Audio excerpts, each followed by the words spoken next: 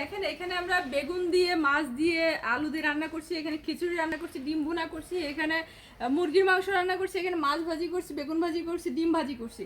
তো এই সমস্ত কাজ কিন্তু আমরা ছোট্ট একটা যে কুকিং পটে রেডি করছি, এটা দেখেন, এটা মাত্র খুবই এর মধ্যে মাত্র রান্না করলাম। এই যে এটা থাকতেছে, সাথে হচ্ছে এই এখানে আপনার স্টিমটা থাকতেছে এবং ঢাকনা থাকতেছে।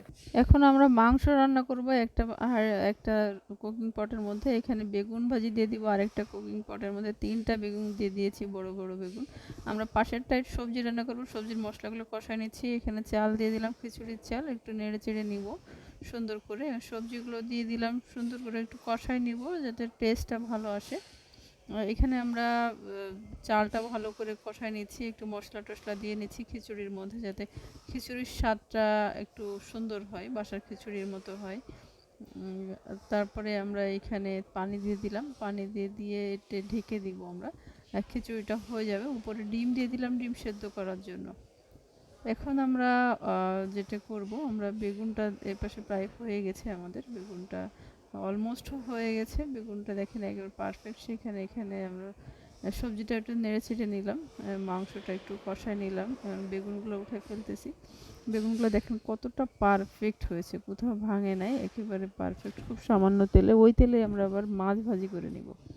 মাছগুলো দিয়ে দিয়েছি, খুব দ্রুত হয়ে যাবে ইনশাল্লাহ। এখানে আমরা বেগুনে পানি দিয়ে দিলাম, বেগুনের যে সবজিটা, মাছগুলো উল্টায় পাল্টায় দিচ্ছি। এখানে মাংসের মধ্যে পানি দিয়ে দিলাম, কষানো হয়ে গেছে। খুব দ্রুত কিন্তু রান্নাগুলো শেষ হয়ে যাবে ইনশাল্লাহ। এখানে চালটা প্রায় হয়ে গেছে, মাছগুলোও প্রায় হয়ে গেছে।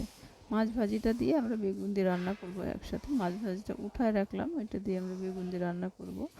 বেগুন হওয়ার পথে প্রায়। আমরা এখন যেটা করব, ডিম ভাজি করব। একটা ডিম দিয়ে দিয়েছি ওর মধ্যে, ডিমটা একটু উল্টা পাল্টা নেব। এখন মাছগুলো দিয়ে দিচ্ছি আমরা বেগুন যে সবজিটা ওর মধ্যে। এটা আমরা মাছ দিয়ে সবজি রান্না করলাম। খিচুড়িটা কিন্তু হয়ে গেছে, দেখেন একেবারে ঝরঝরা খিচুড়ি হয়ে গেছে। উপরে যে ডিমটা ছিল, ডিমটাও হয়ে গেছে। এদিকে আপনার ডিম ভাজিটাও হয়ে গেছে। এখানে আপনার তরকারিটাও হয়ে গেছে, মাছের তরকারিটা আমরা এটা ঢেলে দিলাম। দেখেন কতগুলা তরকারি, অনেকগুলা কিন্তু তরকারি হয়ে গেছে। মোটামুটি 3-4 জন ইজিলি খেতে পারবে এই সবজি যেটা হয়েছে এখানে।